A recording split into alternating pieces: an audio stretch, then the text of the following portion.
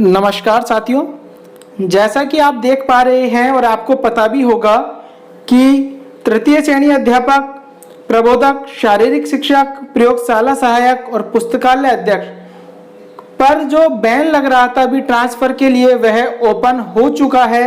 18 से 25 अगस्त तक इसके लिए आवेदन किया जाएगा। बहुत से साथियों के साथ यह समस्या आ रही है, बहुत से उनके सामने क्वेश्चन है, मेरे पास भी बहुत से क्वेश्चन आए हुए हैं कि सर जैसे थर्ड ग्रेड ट्रांसफर में L2 का L1 में किया जा सकता है क्या पद विरुद्ध पर। दूसरा, वर्ष 2012 में नियुक्त तृतीय श्रेणी अध्यापक का स्थानांतरण शहरी क्षेत्र में हो सकता है। इस प्रकार के काफी सारे क्वेश्चन है जिनकी चर्चा हम आज की वीडियो में आपके सामने करेंगे। सबसे पहले हम जो ये हमारा आदेश था, हम इस पर एक नजर डाल लेते हैं कि देखिए, आपने इस पर अभी तक ध्यान नहीं दिया होगा कि यहाँ पर जो मेन चीज सेकंड पॉइंट क्या दिया गया है कि आवेदन करने की जो प्रक्रिया यह मात्र है, आपका अधिकार नहीं है।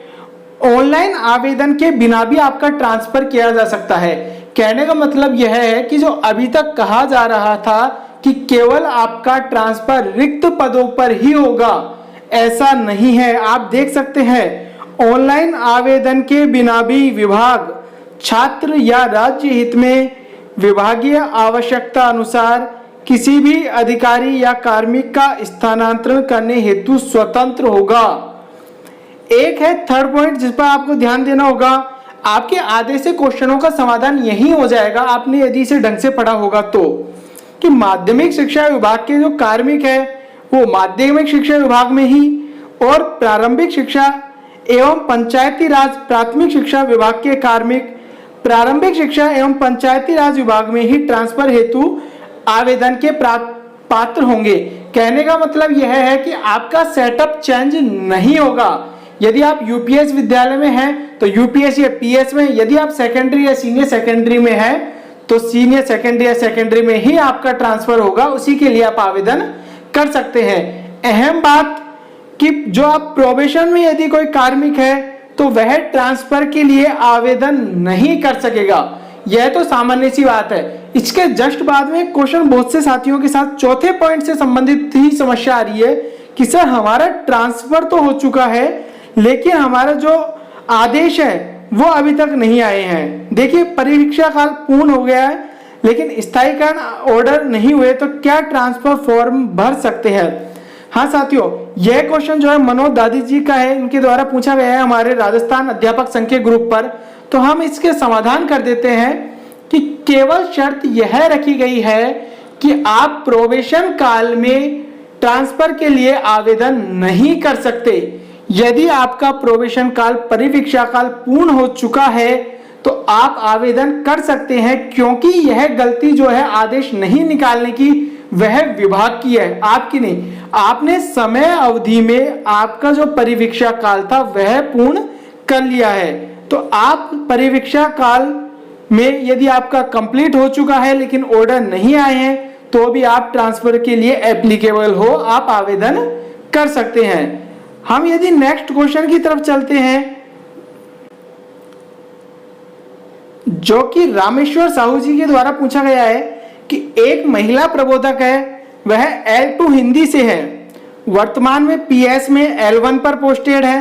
तो अब वह क्या ट्रांसफर के लिए L1 के लिए आवेदन करेंगी या L2 हिंदी के लिए।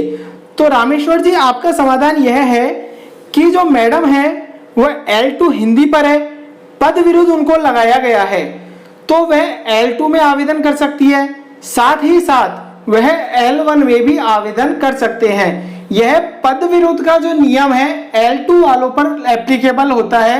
यदि L2 वाले यदि कोई कार्मिक है वह पद विरुद्ध आना चाहता है, अपना ट्रांसफर करवाना चाहता है, तो वह L1 की पोस्ट पर जहां रिक्त पद है वहां वह आ सकता है। यह क्वेश्चन का समाधान था। नेक्स्ट क्वेश्चन की तरफ हम चलते हैं। सैयद जोहब जी के द्वारा पूछा गया है, वही हमारे राजस्थान शिक्षक संघ युवा ग्रुप में, कि सर क्या वर्ष 2012 में नियुक्त थर्ड ग्रेड अध्यापक का स्थानांतरण शहरी क्षेत्र में हो सकता है। देखिए, इसमें मुझे थोड़ा सा डाउट है, फिर भी मैं आपको क्लियर करने की कोशिश करूंगा। यहां जहां तक है वहां तक यह नियम है कि आप यदि शहरी क्षेत्र में आना चाहते हैं तो आपको 5 वर्ष का सेवा काल पूर्ण करना होगा। देखिए यह नियम मुझे कंफर्म नहीं पता, लेकिन जहां तक है इन सर के ये क्वेश्चन का जवाब इन पर सटीक बैठता है, क्योंकि 5 साल से इनको ज्यादा हो भी गए हैं, तो यह शहरी क्षेत्र में सर आप आ सकते हैं। तो आपका क्वेश्चन बिल्कुल क्लियर है, आप शहरी क्षेत्र में आ सकते हो, यह कंफर्म है मुझे। एक क्वेश्चन और है हमारे सर का, उससे पहले मैं आपसे एक बात कर लेता हूं कि यदि आपको किसी भी प्रकार की कोई समस्या आ रही है तो आप हमारे कमेंट बॉक्स में कमेंट करके पूछ सकते हैं। साथ ही साथ आपको एक सुविधा और दे रहे हैं यहाँ पर कि जैसे आप जिस जिले में हैं, नियुक्त हैं वहां पर, और आप किस जिले में जाना चाहते हैं तो उसकी चर्चा भी आप कमेंट बॉक्स में कर ले, जिससे ज्यादा जो कार्मिक अपने शिक्षक साथी हैं वो एक दूसरे से कॉन्टेक्ट कर आपस में बातें कर सकते हैं। यह आपको सुविधा होगी म्यूचुअल करवाने में। देखिए नेक्स्ट क्वेश्चन की तरफ हम चलते हैं। तो दिनेश जी के द्वारा एक क्वेश्चन पूछा गया है कि सर थर्ड ग्रेड ट्रांसफर में L2 का L1 में जा सकता है क्या पद विरुद्ध पर?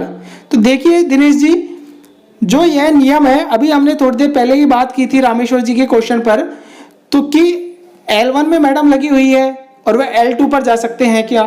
तो वही कंडीशन है, मैंने पहले भी बताया था आपको कि L2 का जो है L1 में जा सकता है, बिल्कुल रिक्त पद पर भी जा सकता है। आपके यहाँ आपको पद विरुद्ध जाने के लिए आप कोशिश यह कीजिए कि वहां पर पद रिक्त हो, आप किसी का पदस्थापन करवा के वहां नहीं जा सकते, आपको पद रिक्त होना चाहिए, उस स्थिति में आप वहां पर जा सकते हैं। तो साथियों, जैसा कि आपको मैंने बताया कि यदि आपकी किसी और प्रकार की समस्या हो तो आप हमारे कमेंट बॉक्स में कमेंट कर सकते हैं। तो आज के वीडियो में इतना ही। आशा है कि आपकी समस्या का समाधान हुआ होगा। यदि कोई गलती हो तो आप कमेंट बॉक्स में कमेंट करके सुझाव भी दे सकते हैं। तो आज के लिए इतना ही, फिर मिलते हैं हम नेक्स्ट वीडियो में। तब तक के लिए धन्यवाद। जय हिंद, जय भारत।